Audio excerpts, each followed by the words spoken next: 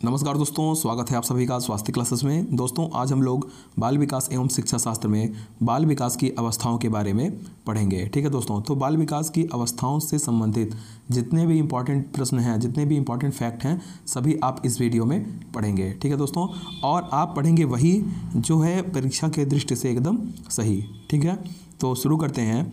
बाल विकास की अवस्थाएँ। बाल विकास की अवस्थाएँ क्या होती हैं कि सभी बच्चों के विकास की विभिन्न अवस्थाएं होती हैं। ठीक है दोस्तों, और इन्हीं अवस्थाओं में बच्चों का क्या होता है, विकास होता है। ठीक है, विकास को निम्न चरणों में विभाजित किया गया है। ठीक है, कौन कौन से वो चरण हैं? शैशवावस्था, इसका जो जीवन काल है वो क्या है कि 0 यानी जन्म से लेके 6 या 5 वर्ष तक। ठीक है, कहीं कहीं 5 रहता है, लेकिन अधिकतर मनोवैज्ञानिक ने इसको 6 वर्ष माना है, तो इसीलिए जन्म से लेके 6 वर्ष तक शैशवावस्था हमारा आता है। फिर आता है हमारा बाल्यावस्था। जो दूसरी अवस्था है वो बाल्यावस्था है। यह 6 वर्ष से लेकर 12 वर्ष तक इसका जीवन काल माना जाता है। फिर आता है किशोरावस्था, 12 से लेकर 18 वर्ष तक इसका जीवन काल माना जाता है। और 18 वर्ष से अधिक आयु जो हो जाती है उसको प्रौढ़ावस्था के अंतर्गत रखा जाता है। ठीक है, ये विकास के निम्न चरण हैं। ठीक है दोस्तों, अब शैशवावस्था क्या होता है इसको देखिए। शैशवावस्था, इसको इंग्लिश में क्या बोलते हैं? इन्फेंसी। ठीक है, इन्फेंट, यह एक लैटिन भाषा इन्फेंट से बना है, जिसका इन और फैंट से मिलके बना है। ठीक है दोस्तों, इनका क्या अर्थ होता है? नहीं, और फैंट का बोलना। तो इसका जो शाब्दिक अर्थ क्या हो गया? बोलने के अयोग्य, यानी कि नहीं बोलना। यानी कि बच्चे क्या होते हैं, शैशवावस्था में ज़्यादा बोलते नहीं हैं। ठीक है, तो इसीलिए इसको इन्फेंट कहा गया। इसका अन्य नाम क्या है दोस्तों, जो कि परीक्षा में पूछता है? इसको ध्यान से देखिए, आप लोग नोट करिए।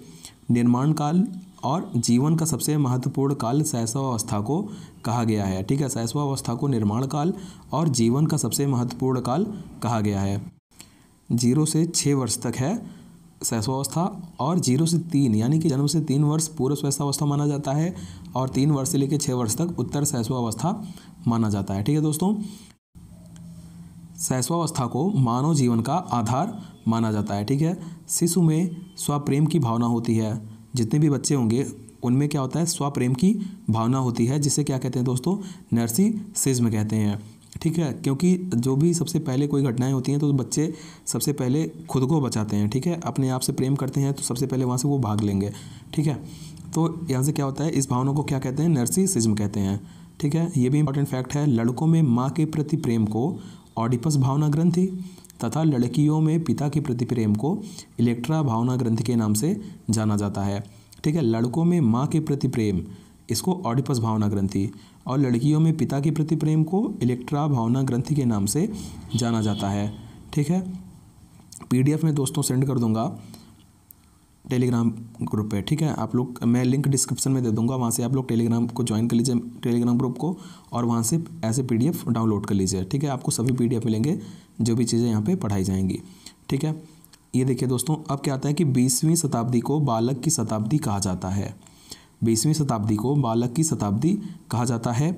ठीक है, यह कथन किसके अनुसार है? यह क्रो एंड क्रो के अनुसार यह कथन है। ठीक है, 20वीं शताब्दी को बालक की शताब्दी कहा जाता है। फ्रायड ने क्या बताया?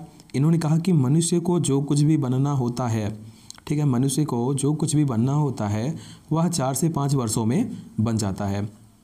मनुष्य को जो कुछ भी बनना होता है वह 4 से 5 वर्षों में बन जाता है। यह कथन किसका है दोस्तों? फ्रायड का। एग्जाम में यही पूछता है कि एक स्टेटमेंट दे दिया जाएगा आपको, और 2, 3 या 4 मनोवैज्ञानिक के नाम दे दिए जाएंगे, उनमें से आपको बताना है कि यह कथन किसका है। ठीक है, अगला जो कथन है दोस्तों वो है एडलर के अनुसार। एडलर ने बताया कि बालक के जन्म के कुछ माह बाद ही यह निश्चित किया जा सकता है कि जीवन में उसका क्या स्थान है। ठीक है, कि जीवन में उसका क्या स्थान है, यह एडलर ने बताया। ठीक है, बालक के कुछ माह बाद ही यह निश्चित किया जा सकता है। क्लियर हो गया दोस्तों?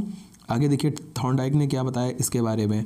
थॉर्नडाइक जी ने बताया कि 3 से 6 वर्ष की आयु का बालक, 3 से 6 वर्ष की आयु का बालक प्रायः अर्ध स्वप्नावस्था की अवस्था में रहते हैं, मतलब कि वो अर्ध स्वप्नावस्था में रहते हैं। ठीक है, फिर वैलेंटाइन जी ने क्या बताया?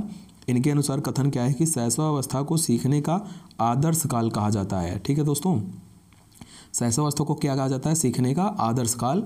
यह कथन है वैलेंटाइन के अनुसार। ठीक है, ये वैलेंटाइन मनोवैज्ञानिक हैं, वैलेंटाइन डे वाले नहीं है ये। अगला बाल्यावस्था। बाल्यावस्था, इसका जो जीवन काल है दोस्तों वो क्या है? 6 से लेके 12 वर्ष तक। अभी आपने पढ़ा इसका अन्य नाम क्या है, जो कि सीटेट और टेट में पूछता है दोस्तों, ठीक है, नोट कर लीजिएगा, इसको नोट्स बनाते चलिए आप लोग। जन्मोपरांत विकास की दूसरी अवस्था है बाल्यावस्था। जीवन का अनोखा काल भी बाल्यावस्था को कहा जाता है। बाल्यावस्था को गंदी अवस्था के नाम से भी जाना जाता है और गैंग एज के नाम से भी इसको जाना जाता है। ठीक है दोस्तों, देखिए 6 से लेकर 12 आयु की अवधि में बालक क्या करता है कि प्राथमिक विद्यालय की शिक्षा प्राप्त करता है। ठीक है, ये सबको पता है कि 6 से 12 वर्ष की आयु तक बालक क्या करता है, प्राथमिक विद्यालय की शिक्षा प्राप्त करता है। इसीलिए इसको विद्यालयी आयु या प्रारंभिक विद्यालय आयु के नाम से भी जाना जाता है इस अवस्था को। ठीक है, शैक्षिक दृष्टिकोण से संपूर्ण जीवन चक्र में बाल्यावस्था से महत्वपूर्ण कोई स्थान नहीं है। ये इंपॉर्टेंट चीज़ है, इसको आप लोग समझिएगा। शैक्षिक दृष्टिकोण से संपूर्ण जीवन चक्र में बाल्यावस्था से अधिक महत्वपूर्ण कोई भी अन्य अवस्था नहीं है। ठीक है दोस्तों, कोलवा ब्रूस ने क्या लिखा है कि बाल्यावस्था को अनोखा काल बताते हुए इन्होंने लिखा कि वास्तव में माता पिता के लिए बाल विकास की इस अवस्था को समझना कठिन है। ठीक है, कोलवा ब्रूस ने बताया कि बाल्यावस्था को अनोखा काल इन्होंने बताया और लिखा कि वास्तव में माता पिता के लिए बाल विकास की इस अवस्था यानी कि बाल्यावस्था को समझना कठिन है। ठीक है, अब फिर आता है आपका तीसरी जो अवस्था है वो है किशोरावस्था। ठीक है, किशोरावस्था है 12 से लेकर 18 वर्ष की आयु तक। ठीक, इसको एडोल्सियर भी नाम से जाना जाता है। यह लैटिन भाषा है, इसी से एडोलसेंस बना है। इसका अर्थ क्या होता है, परिपक्वता की ओर बढ़ना। इसके अन्य नाम क्या क्या हैं, इंपॉर्टेंट है, बेहद इंपॉर्टेंट है ये। संघर्ष, तनाव, तूफान व विरोध की अवस्था, स्टैनली हॉल ने भी इसको बताया था। जीवन का सबसे कठिन काल, विलियम किलपैट्रिक ने इसको बताया। ठीक है, सुंदर अवस्था के नाम से भी किशोरावस्था को जाना जाता है। जीवन का बसंत काल भी इसे कहा जाता है और वीर पूजा की अवस्था के नाम से भी इसको जाना जाता है। ठीक है दोस्तों, इस अवस्था को शैशवावस्था की पुनरावृत्ति भी कहा जाता है। ठीक है, यह रास महोदय के अनुसार इसका कथन भी है कि जो किशोरावस्था है इसको शैशवावस्था की पुनरावृत्ति भी कहा जाता है। अगला है कि इस अवस्था में धार्मिक भावना का उदय होता है। ठीक है, धार्मिक भावना का इसमें उदय होता है, लोग किसी न किसी चीज़ को मानने लगते हैं। ठीक है, अगला होता है इस अवस्था में अधिकांश अपराधियों के अपराधी जीवन का उत्पन्न होना माना जाता है। किशोरावस्था में अधिकांश अपराधियों के अपराधी जीवन का उत्पन्न होना माना जाता है। ठीक है दोस्तों, क्लियर हो रहा है ना। आगे देखिए, जर्सील्ड महोदय ने क्या कहा कि किशोरावस्था वह समय है जिसमें विचारशील व्यक्ति बाल्यावस्था से परिपक्वता की ओर संक्रमण करता है।